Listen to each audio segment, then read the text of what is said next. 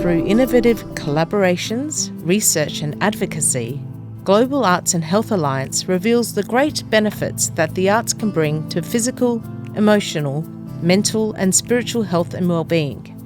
At an event in Adelaide Town Hall last September, researchers and artists from 3 South Australian universities share stories of their innovative projects, which were supported by the Global Arts and Health Alliance, together with support from UniSA, Flinders University and Adelaide University.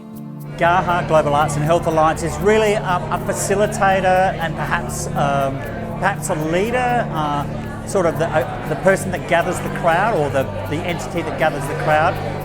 It's now a registered charity with deductible gift recipient status, so that's good in the sense that it's about to be, or it is an independent organisation. If we really get it right, we'll find funding to be able to build it into a real organisation. And I say that because at the moment it's heavily supported by Flinders University, and that's because one of the people at Flinders University, Alison Kitson, who's actually on the board of GAHA, it's really her baby. She comes from a place where she's very passionate about putting the care back into healthcare, and that's led her on a journey regarding bringing together arts and health and arts for health's sake. As I say, this stuff has been going on for a long time. There's lots of information there and career paths about arts therapy, but perhaps less so, and could be more so, in terms of the value of creative arts per se. Research is helping to understand how technology can play a big role in therapy and helping people get back to as normal life as possible. Another project is utilising immersive virtual reality combined with music therapy and mirror therapy to assist people with a post-stroke condition. So I'm about 2.5 years into my PhD, and that's when the project really kicked off. So I started at university about a decade ago and have been on that journey since. I've done a few different roles, including data science. I was out of the biomedical realm for a little bit, but then felt like I was missing that calling, and what really brought me back was the motivation to create assistive technology, specifically in the music domain. So what I wanted to do as a musician was enable anyone to access music regardless of physical ability. So if someone didn't have fine motor control, I wanted them to be able to play the piano or the guitar like I can if they chose to. And that's what started this project, of how do we create music using gross motor function and abstract movements, and then virtual reality became a natural vessel to do that. The program that Thomas has developed for his PhD is this virtual reality environment where you go into it and you become a music creator. And so you see an avatar in front of you, and the avatar starts playing some music, and the avatar starts moving its hands. And so for you to maintain that note, we want you to move your hands. To maintain what, sorry? So maintain the note. So it could be a C or a D or something like that. And by the way, like I said, I'm not musical at all. And so what we're doing is we're bringing that immersive experience where you really are in a whole new world, together with known movements that we want you to do, like range of motion movements and things like that. And to pick up on that element you just mentioned there, so mirror box therapy. So that's a known intervention, usually in occupational therapy, where if someone has a good or dominant hand and then someone has a non-dominant hand which doesn't function as well, you use the mirror box with the good hand. When you look into it, it looks like that's my left side. And so you trick the brain to realizing, well, thinking that's what's going on, and over time, you can actually improve function. To make that work, as you can probably appreciate, because we use mirrors all the time, you have to get the angle right. If the angle's not quite right, the illusion is broken.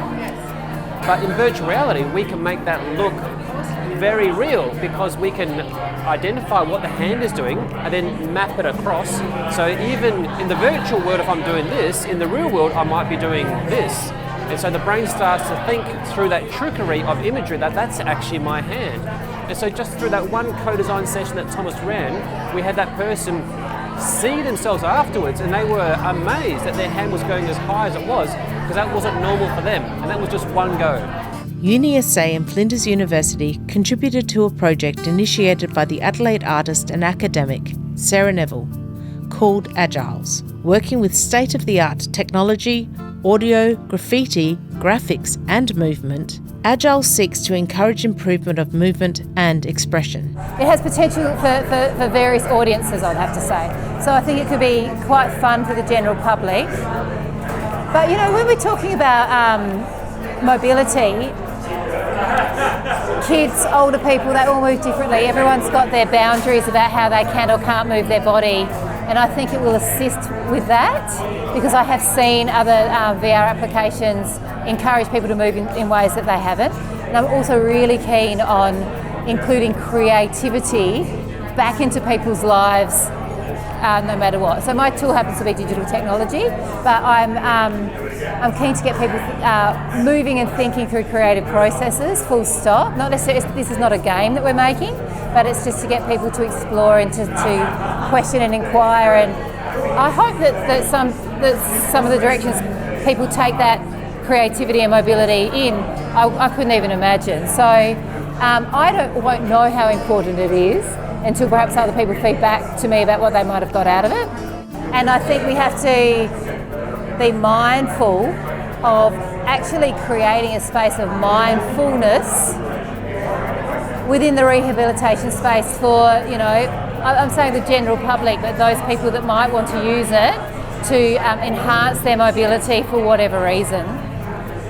And that is a different environment to the sort of chaotic, fluid, and time-compressed environment of a creative development, because we only had a certain amount of time in that void, and we had goals that as artists we wanted to hit.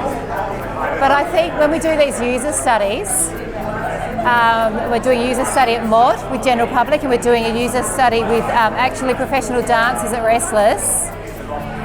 We need to set up a really sort of calm and mindful environment, and then ask ourselves those questions, because people might not want to engage, might not want to, and we can't force them. It's an invitation. So this body of work is important, I think, because it's been going on for a couple of decades, arts and health sorts of initiatives, but there's probably more work or traction we can get in terms of it, that sort of research making a difference at a fundamental level, so it's embedded within healthcare, the fabric of our social environment. So quite often there are arts and health projects which are a little bit anecdotal. It's a bit hard to find out about this stuff if you don't know somebody or know the website to go to. So the Global Arts and Health Alliance is really trying to make a difference in that respect. And I suppose an ethos underneath it for me is to be able to create some more certainty and some different pathways for artists to be artists, because I truly believe from personal experience that it can make you feel better. I think the world would be a better place if we were all more creative. So today was an opportunity for people from different projects to be able to share their stories with each other, because one of the things I also noticed as these projects were unfolding over the last 15 months is that quite often the project teams were doing them not so much in isolation, but not necessarily being aware of the other work that's going on in the space. That's all for this week. If you want to get in touch, send us an email. We'll see you next week.